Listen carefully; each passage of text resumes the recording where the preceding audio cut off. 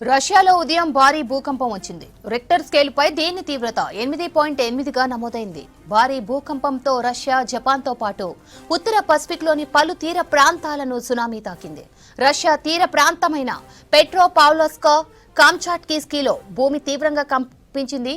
రష్యాలోని కురిల్ దీవులు, జపాన్లోని హోక్కైడో దీవులను సునామీ తాకింది. రాకాసి అలలు భారీగా ఎగిసిపడుతున్నాయి. భూకంపం కారణంగా అనేక భవనాలు కొన్ని నిమిషాల పాటు కంపించాయి. ప్రజలు ఇళ్ల నుంచి బయటకు పరుగులు తీశారు. సునామీతో పలు తీర ప్రాంతాలను వరద ముంచెత్తింది. సునామీ ప్రభావిత తీర ప్రాంతాల్లో అధికారులు సహాయక చర్యలు చేపట్టారు. హవాయి, చిలీ, సోలెమన్ దీవులు, అలస్కా, ఒరెగాన్, వాషింగ్టన్లోని కొన్ని ప్రాంతాలను కూడా సునామీ తాకే ప్రమాదం ఉందని హెచ్చరికలు జారీ అయ్యాయి. దీంతో స్థానిక అధికారులు అప్రమత్తమయ్యారు. అమెరికా కోస్టల్ ఏరియాకు సునామీ వార్నింగ్ తో అమెరికాలోని భారత కాన్సులేట్ జనరల్ అప్రమత్తమైంది. ప్రజలంతా అవసరమైన జాగ్రత్తలు తీసుకోవాలని సూచించింది. సునామీ ముప్పును శాన్ ఫ్రాన్సిస్కోలో భారత కాన్సులేట్ జనరల్ ఎప్పటికప్పుడు సమీక్షిస్తోంది. కాలిఫోర్నియా, హవాయితో పాటు అమెరికా పశ్చిమ తీర రాష్ట్రాల్లోని ఇండియన్స్ అత్యంత అప్రమత్తంగా ఉండాలని సూచించింది. అమెరికా అధికారులు జారీ చేసే అలర్ట్లను ఎప్పటికప్పుడు తెలుసుకోవాలన్నారు. సునామీ హెచ్చరికలు జారీ అయితే వెంటనే ఎత్తైన ప్రాంతాలకు వెళ్లాలని, తీర ప్రాంతాలకు దూరంగా ఉండేలా జాగ్రత్తలు తీసుకోవాలని అలర్ట్ ఇచ్చింది ఇండియన్ కాన్సులేట్ జనరల్. అత్యవసర పరిస్థితికి సిద్ధంగా ఉండాలని, మొబైల్స్ ఛార్జింగ్ ఉండేలా చూసుకోవాలని, సాయం కోసం ఎమర్జెన్సీ నెంబర్లను సంప్రదించాలని ఇక రష్యాలో భూకంపం, సునామీ హెచ్చరికలపై మరిన్ని డీటెయిల్స్ సదానందం అందిస్తారు. సదా ఏ ప్రాంతాల్లో భూకంపం ఎఫెక్ట్ ఎక్కువగా ఉంది?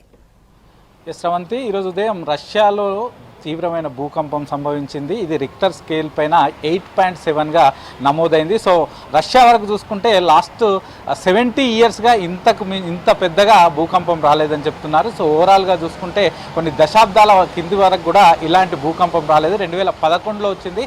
ఆ తర్వాత మళ్ళీ ఇప్పుడే ఇట్లాంటి భూకంపం వచ్చిందని ఇప్పటివరకు అయితే నిపుణులు చెప్తున్నారు. అటు రష్యాతో పాటు జపాన్కు కూడా ఈ భూకంపం సంభవించింది. సో రష్యా తీర ప్రాంతమైన అటు పెట్రోపావ్లోవ్స్క్, అలాగే కామ్చాట్కీ ఇక్కడ ముఖ్యంగా తీవ్రంగా భూమి ఇక్కడ ఎక్కువగా కంపించింది. దాంతో పలు భవనాలు కూడా కొద్దిసేపు అటు ఇటు కంపనం చెందాయి. ముఖ్యంగా ఈ పసిఫిక్ మహాసముద్రంలో ఏర్పడినటువంటి భూకంపం కారణంగా ఈ ప్రస్తుతానికి ఇదంతా జరుగుతుందని చెప్తున్నారు. సో అటు రష్యా, జపాన్తో పాటు పసిఫిక్ మహాసముద్రానికి తీరంగా ఉన్నటువంటి ఏ అయితే కంట్రీస్ ఉన్నాయో ఆ కంట్రీస్ అన్నిటికీ కూడా అలర్ట్ జారీ చేశారు. ఎందుకంటే ప్రస్తుతానికి రష్యా, జపాన్లో రెండు ప్లేసెస్లో, ఈ రెండు కంట్రీస్లో అయితే భూకంపం వచ్చింది. కానీ మిగతా దేశాలకు కూడా, పసిఫిక్ మహాసముద్రం తీర ప్రాంతాల్లో ఉన్న మిగతా దేశాలకు కూడా ఈ భూకంపం సంభవించే అవకాశం ఉందని నిపుణులు చెప్పడంతో ఆయా దేశాలు ఇప్పటికే అలర్ట్ జారీ చేశాయి. ముఖ్యంగా అమెరికాకు సంబంధించి కూడా ఇప్పటికే అధికారులు కూడా అలర్ట్ అయ్యారు. ఈ పసిఫిక్ మహాసముద్రంతో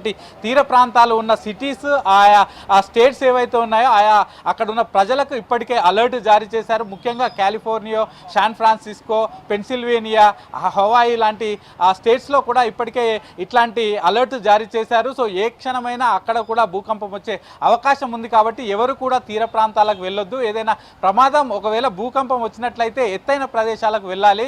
సో అక్కడ ఎమర్జెన్సీ విధించే అవకాశాలు ఉంటాయి. కాబట్టి ఎవరు కూడా ఇటు బీచ్లకు కానీ సముద్ర తీర ప్రాంతాలకు కానీ వెళ్ళొద్దని చెప్పారు. అలాగే అటు ఎవరైతే ఫిషర్మెన్ అటు ఫిషింగ్ కోసం వెళ్తారో, వాళ్ళు ఆ బిజినెస్ కోసం ఎవరైతే అటు సీకి పసిఫిక్ మహాసముద్రం వైపు వెళ్తారో వాళ్ళందరినీ కూడా అలర్ట్ జారీ చేశారు. ఎవరు కూడా అటు సైడ్ వెళ్ళొద్దంటూ కూడా ఇప్పటికే అధికారులు పూర్తిగా అలర్ట్ జారీ చేశారు. ఇక ఇదే కాకుండా మెక్సికోకు సంబంధించి కూడా, మెక్సికో పసిఫిక్ మహాసముద్రానికి ఆనుకొని ఉంటుంది, ఎక్కువగా బీచెస్ ఉంటాయి. కాబట్టి ఆ మెక్సికో కంట్రీ కూడా ఇప్పటికే అలర్ట్ జారీ చేసింది. ఆ బీచ్లన్నీ కూడా పూర్తిగా క్లోజ్ చేసేయాలి. పసిఫిక్ మహాసముద్రం ఆనుకొని ఉన్న బీచ్లన్నీ కూడా క్లోజ్ చేయాలి. ఎవరిని కూడా అటువైపు వెళ్ళనివ్వద్దంటూ కూడా ఇప్పటికే మెక్సికో అలర్ట్ జారీ చేసింది. ఇక ఇదే కాకుండా రష్యాకు సంబంధించి 1952లో ఇట్లాంటి ఒక అతిపెద్ద భూకంపం వచ్చింది 8.7గా. మళ్ళీ అప్పటి నుంచి ఇప్పటి వరకు అంత పెద్దగా రాలేదు. మళ్ళీ ఈరోజు సంభవించింది అంత పెద్దదంటూ కూడా రష్యా అధికారులు కూడా చెప్తున్నారు. సో రష్యా ఎక్కడైతే ఈ భూకంపం వచ్చిందో ఆ ప్లేస్ అంతా కూడా ఇప్పటికే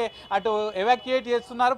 పబ్లిక్ని అక్కడి నుంచి వేరే ప్రాంతాలకు తరలించడం, అలాగే పబ్లిక్ని అంతా కూడా అలర్ట్ చేయడము, అలాగే పబ్లిక్ అంతా ఒకేసారి బయటకు వస్తున్నారు. కాబట్టి భారీగా ట్రాఫిక్ జామ్ అవుతుంది. అంటే ఎక్కడైతే ఈ భూకంపం సంభవించిందో అక్కడ మళ్ళీ వచ్చే అవకాశం ఉందని పబ్లిక్ భయపడిపోయి ఆ ప్లేసెస్ నుంచి కార్ల ద్వారా బయటికి వేరే ప్లేసెస్కి ఎత్తైన ప్రాంతాలకు వెళ్ళడానికి ట్రై చేస్తున్నారు. కాబట్టి భారీగా ట్రాఫిక్ జామ్ ఏర్పడింది, ఎక్కడికి వెళ్ళే సిచ్యువేషన్ లేదు అక్కడ. కాబట్టి అక్కడ అధికారులు అక్కడికి చేరుకొని పబ్లిక్ అంతా కూడా వేరే ప్రాంతాలకు తరలిస్తున్నారు. సో అక్కడ ట్రాఫిక్ కూడా ఈజప్ అయ్యే అవకాశాలు కూడా ఎలా ఉంటాయో చూపిస్తున్నారు. ఇక మరోవైపు అమెరికాలో చాలా ప్రాంతాల్లో మన ఇండియన్స్ ఉంటారు. ఎస్పెషల్లీ ఈ పసిఫిక్ మహాసముద్రానికి ఆనుకొని ఉన్న ఆ స్టేట్స్ కానీ సిటీస్ కానీ ఏవైతే ఉన్నాయో శాన్ ఫ్రాన్సిస్కో కానీ కాలిఫోర్నియా కానీ పెన్సిల్వేనియా కానీ ఆయా ప్రాంతాల్లో ఎక్కువగా ఇటు ఇండియన్స్ ఉంటారు. సో వాళ్ళకి ఇప్పటికే అమెరికాలో ఉన్నటువంటి ఇండియన్ జనరల్ ఎంబసీ ఇప్పటికే అలర్ట్ కూడా జారీ చేసింది. అక్కడ అమెరికన్ గవర్నమెంట్ ఇస్తున్న అలర్ట్స్ ఎప్పటికప్పుడు వాటన్నిటి కూడా ఫాలో అవ్వాలి. ఎవరు కూడా ఆ లోతట్టు ప్రాంతాల్లో ఉండకూడదు,